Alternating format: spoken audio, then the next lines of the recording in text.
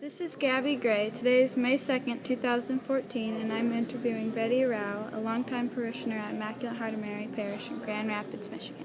Thank you for speaking with me today. Could you please restate your name and tell what year you joined Immaculate Heart? My name is Betty Rau, and Could you please restate your name and tell what year you joined Immaculate Heart? My name is Betty Rau, and I joined Immaculate Heart of Mary Parish in 1957. Who was the pastor when you joined? Please discuss your relationship with him and give your impressions of his role in our parish. The pastor was Father Kilgore, and he was the one who was instrumental in building our first church. And our bishop contacted the oblate missionaries in Boston and asked them to come and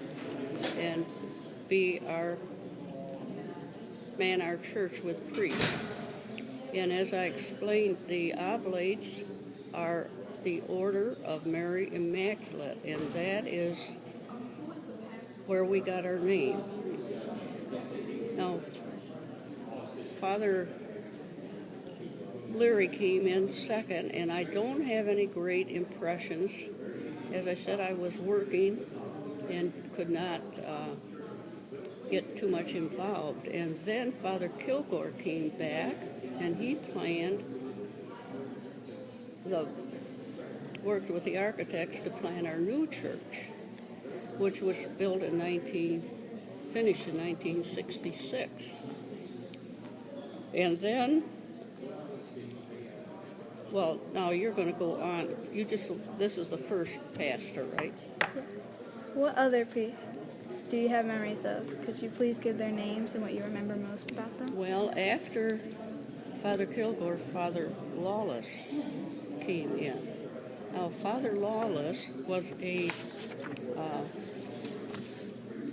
very handsome man, and one of the first things I remember about him, no matter what the weather was, he stood outside of church in rain, snow, whatever, and greeted all the parishioners coming into church. So that was my first impression. But he also did many things. We had what we called Tewksbury, and that the Oblate Infirmary is in Tewksbury, Massachusetts. And he is the one who was here when we started a fundraiser for the infirmary, which we had all the time the Oblates were here. Every year we had a fundraiser. And people who donated so much money were invited to a party from 7 to 9, and it was a very lovely affair where the women wore formals and things like that, and it was very nice, and we raised anywhere from $20,000 to $30,000 each year that went to help the infirmary there. Then also there was an associate priest, Father Joyce.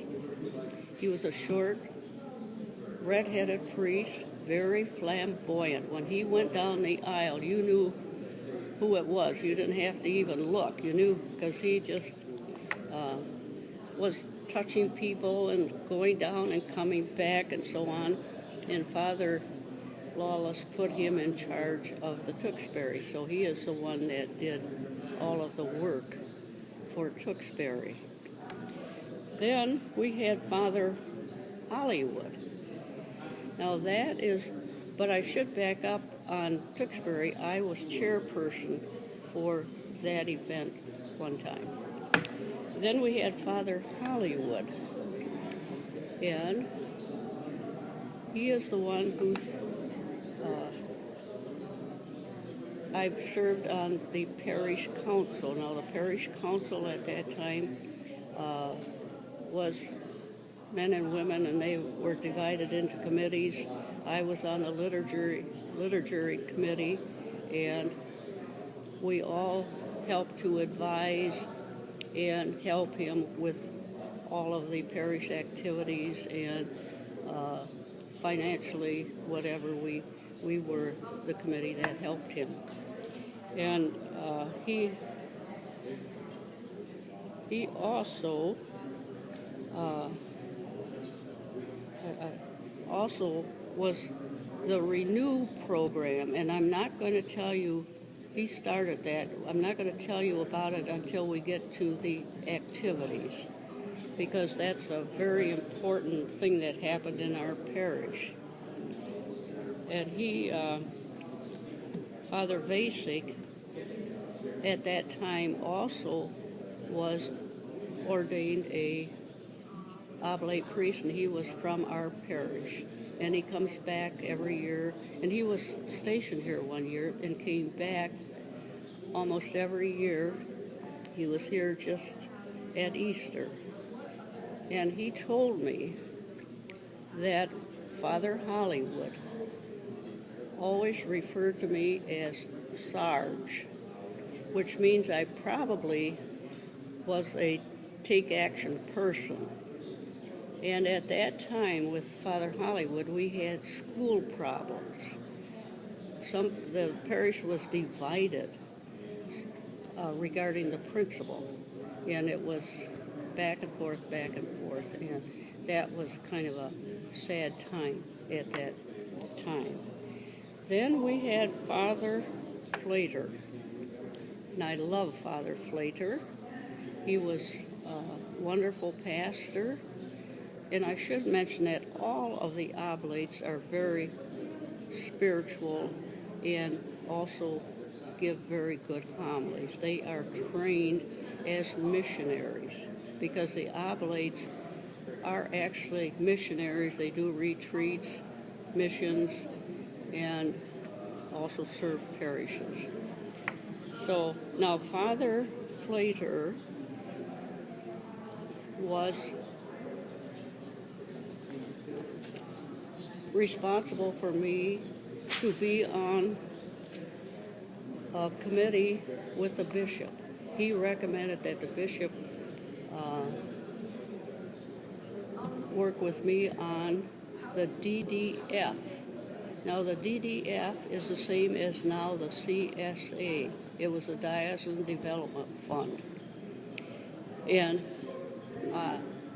we had a committee, and the one I was assigned to was to determine if St. Joseph's Seminary should be continued or not, because at that time there were very few seminarians, where at one time we had many, many. But also, Father Flater called me one day and said, we are going to have women Eucharistic ministers. And I was in the first group of Eucharistic ministers. I still have my card here, and that was in September of 1977. So I was very honored and pleased that I was in that first group of women. Then we had Father Sudlick. I don't know if you know of him. He was an oblate, but when it came time for transfer, he decided to join the diocesan priest and did not go back with the oblates. And he is pastor of St. Robert's at Ada. Now, Father Sudlick also got me very, very involved. At that time, the diocese put out a directive that instead of a parish council, there will be a pastoral council and a financial council. And Father Sudlick had asked me to be on the financial council, which I was for 6 years. And then he also asked me to be the financial person on the pastoral council. So that was 6 years on the pastoral council. So we had, he and I had a great relationship, and still do to this day. He was just an excellent speaker. Now, all of the oblates were taught to preach not length, short and to the point. And that was, they never got off track, and that made it very easy to remember what the homily was all about. Then we had a series of priests. We had Father Flavin. He was really a good pastor, but nothing dramatic that I remember. Then we had an associate priest who was here. His name was Father Blaney, and he left to go to the Northwest Territory of Canada to be at an oblate. But he had a twin brother who was a priest, and he was sent to our parish as pastor. Well, a month later, he was out for a walk, and he dropped dead. So he's only here for a month. Well, then they sent Father Joe, and he was an Italian. I don't remember his last name. And then, due to the priest shortage, they pulled out of Immaculate Heart, and then we had diocesan priests from the diocese. And Father Julian was our first one, and I didn't have much personal contact with him, and I also found it a little difficult to follow his homilies because he was from Italy and had an accent, and that was a little difficult for me. Then we had Father Don Tufts. Now that is the only priest that I had. I didn't have problems, but I did not care for him. He was very, I'm going to use the word, obnoxious. And he also, it wasn't only me, he also was the reason many people left our parish and went to St. Paul's. Well, then we had Father Troy. You know Father Troy, right? And I love Father Troy. He's a very, very spiritual and a very nice man, and he tries to work with the people. But the one thing I do remember mostly, I was caretaker for a woman, Mary Regan. She worked in our office. After she retired, she worked in the rectory office and did all the bookkeeping for about 15 years. And she asked me to be her, she had no family at all, and she asked me to be executor of her will, and she said everything goes to charity, it won't be any problem, and that, but then I also became her caretaker. And she died at St. Anne's after being there 8 years. She died in June. Father Troy came in July. And his first bulletin, he said, I'm going to go into the church acoustics. It's important that we have better hearing. And that rang a bell with me instantly because Mary Regan had a lot of money and she was going to leave it to the church, to the Kilgore Fund. And so I went right to his office within a week and said, Mary Regan was stone deaf, she could not hear, and I want you to do something in our church for the hearing impaired, which he did. So we have the west section that could be wired for hearing, and I wear hearing aids now, so I take advantage of that.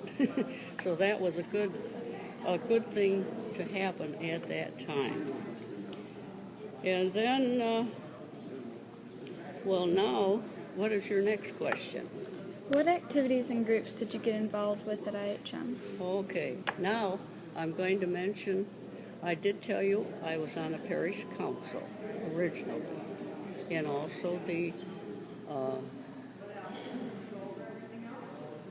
I mentioned the Renew program. Now that was a great, great program, and that happened about a year after I retired, which was over 30 years ago. And that was where you were, the people in charge and the people who signed up to be there, they were put into groups of 10 to 12. And I was facilitator for one group. And we had certain literature questions and so on, and we got together 6 weeks in spring, 6 weeks in fall for 3 years. And that is where you get to know people, really know them, because you're with them personally, and you get into sometimes very confidential information, and you know about their families, etc. And still to today, my first group, we got together after it ended. We get together for lunch about every 2 months. And it started with quite a few. We're down now to 4 because they have died. And we had Renew again about 5 or 6 years ago. I again was facilitator of group, and we had 12 in that one. Some people I didn't know. So again, getting to know more of our parishioners. And that I did it the first year, and then I decided I, for once, want to know what it's like just to be a participant, not the facilitator. And so I was assigned to Deb and Terry Moore's group, and that was a great experience, and I met other parishioners. And then the third year, I did my group again. So that was a beautiful, I wish they would do it again now. I think people would benefit, and it was just a nice program. Then after Renew, another gal and I said, we've got to do something to continue on. So we started a Bible study. And we had over 75 people sign up. And she did the morning group, I did the night group. And we had the Little Rock program where we had the booklets. You had to do your homework, and then once a week for 6 or 7 weeks in spring and fall, and come back and meet. And they also were divided into groups and discussed all of the questions and so on. And then we ended up with somebody doing a little speaking on that, which I did several times. So that, again, meeting people. And then I played golf. I played in the Immaculate Heart Golf League for about 5 years. Then I switched and went to a group where instead of 9 holes, we played 18 holes. And then bowling. Immaculate Heart had a bowling league, and I bowled with them, and then that fell apart because women started going to work, and we couldn't get enough people. We joined with some from St. Alphonsus, but as time went on, it just diminished. Then another thing is Stephen Ministry. I don't know if you've heard of Stephen Ministry. That is a program wherein we did considerable study for it, and we did it in conjunctions with St. Paul's.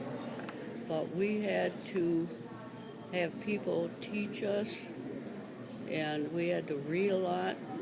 It's a program where if a person has a problem, maybe going through a divorce, maybe they're depressed, maybe they lost a child, it could be anything, and then that person would be assigned one of the Stephen ministers to work with them, and everything had to be very, very confidential. So, but they did a little different thing with me. I didn't work with a person. They assigned me to go to St. Mary's and to Butterworth Hospital to visit anybody from Immaculate Heart who was in the hospital. And then Kitty Campbell did Blodgett. So the hospitals and the priests from Immaculate Heart were the chaplains for Metropolitan Hospital, which was just up the street. So the hospitals were covered.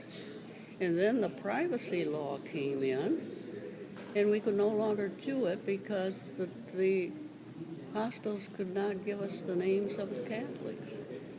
So that ended, but I'm still a Stephen minister, but our program at Immaculate Heart could never get leaders to continue on.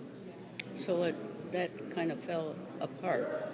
But it's a wonderful program started by the Lutheran Church, and it's still in a going program with many, many churches.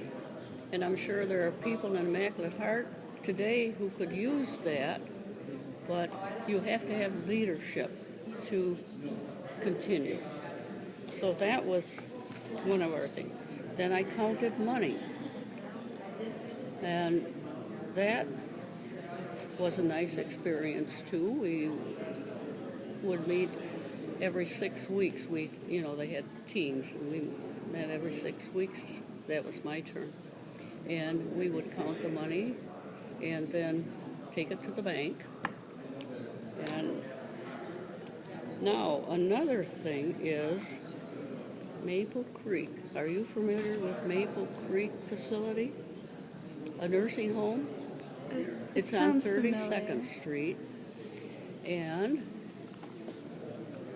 one of our parishioners, Blanche Krenzaleski, convinced Father Troy to go there once a month and have Mass for the Catholics, all the Catholics there. And she could never convince Father Don or Father Julian to do that. She was very adamant. And so once a month, I go to Maple Creek and help bring in the people in wheelchairs, walkers, or whatever, bring them into the chapel there, and Father Troy has Mass. But also at that Mass, there are 9 Vietnamese nuns, sisters, who come and help. And those sisters are wonderful. They have come to Immaculate Heart. They're very talented musically, and they have done programs here at Immaculate Heart. But I have been invited. 6 of those sisters are going to do their final profession of sisterhood. And I have been invited to attend that next month. And I think that's another thing that is very wonderful. But what I want to really bring out is, I forgot bridge, card playing, bridge. I've played bridge ever since I retired with Immaculate Heart ladies. And again, bridge is a game that is going by the wayside. Younger people are not learning to play bridge. And it's a wonderful card game because you have to use your head and think, but they just don't want to do it. So that is another thing that's going by the wayside because the older ones are dying and nobody to replace them. In fact, I was in charge for quite a number of years, made up the schedules and arranged the luncheon at the end, but I could not get people to play. There are many bridge groups in Immaculate Heart, couples and other women. There's still quite a few going, but they're starting to hurt because I get calls, can you sub, can you do this, but it's sad that that game is going by the wayside. But what I'm trying to bring out here is how you can get involved and how you can meet all of the people of the parish and how you can be helpful to the parish. Every fund drive I was involved in for this building, for the new church. Also, when we had our 25th anniversary of our parish, when Father Lawless was here, we had a big celebration. To celebrate the 25th, a number of women in the parish made stoles, that the priests wear, around. You don't see that much, but if they don't have the full vestment on and just have the white alb on, they will have a stole. They made stoles for, I think there was about 25 priests there. And they're beautiful. And that was a gift to those priests. They kept them. And that is another nice thing. And then we went across the street to Ottawa, because this building wasn't here. We went across the street to Ottawa High School, rented their auditorium, and had a big celebration over there. The police came and blocked off the street, and we all went over. It was fun. So I met every person that is interviewing today. I know them all very, very well. So it was important. Now, what's your next question? Do you have any specific memories about new things at IHM, such as new buildings, programs, or new ways of doing things? Well, now, under Father Troy, he did the Hearts and Hands room. You're familiar with that. That's been a great addition to our parish. The only problem I have with that is the acoustics. But they could not do anything in the ceiling because there's a room above. But other than that, I think it is just a wonderful addition where, for Bible study and different other small meetings, there's a little room out here called the Dominican room. And in the wintertime, cold in there. Doesn't get much heat. And that's where we'd have to meet, for different Bible studies and other meetings, because there was no other place to go. Where the Hearts and Hands now, they've got actually 2 rooms there, and they use it for Bible studies and various other things. And they even use it for, if the funeral is going to be a small one, they can use that. They don't have to come over and disrupt the students who use this facility. So that's one recent thing. What's different at IHM now that you miss about former times? What's different now that you miss about former times? Well, see, at my age, it's hard to answer that question because I am not as involved. I'm 92 years old, and I am not as involved, so I really can't answer too much in that time. Have the priests and or parishioners helped you through tough times? Well, not really, because thankfully, and thank the good Lord, I never really went through tough times. I came up in the Depression, but I didn't know it was depression because I'm one of 14 children, and we always had food on our table, and I had wonderful parents, and so I didn't realize it was tough then, but even if I had any problems of any kind, I always had family to help me. I never had to come to parishioners or to the priest. Discuss how your life has been enriched by being a member of IHM. Oh, people. People, people, people. I have been fortunate to do all of these activities, and to me, people are so important in life. And as you know, the parish is not the buildings, it's not the school, it's the people. And to me, that is the most important. If you want to get involved, you will meet many, many, many wonderful people. Is there anything else you'd like to say about IHM Parish? Well, only what I've said. It's been a wonderful, wonderful parish, and as I said, I'm a single woman, and I never got involved with the school, so I had naturally no children. But we do have the Kilgore Fund, and you know what that is, and I support that 100%. Because I got my education from the Dominican nuns way back. We didn't pay tuition. They didn't get much money. And so I am happy with the Kilgore Fund to help students go to our Catholic school. That's the thing I am very much want to happen. I want our school to grow back up in numbers.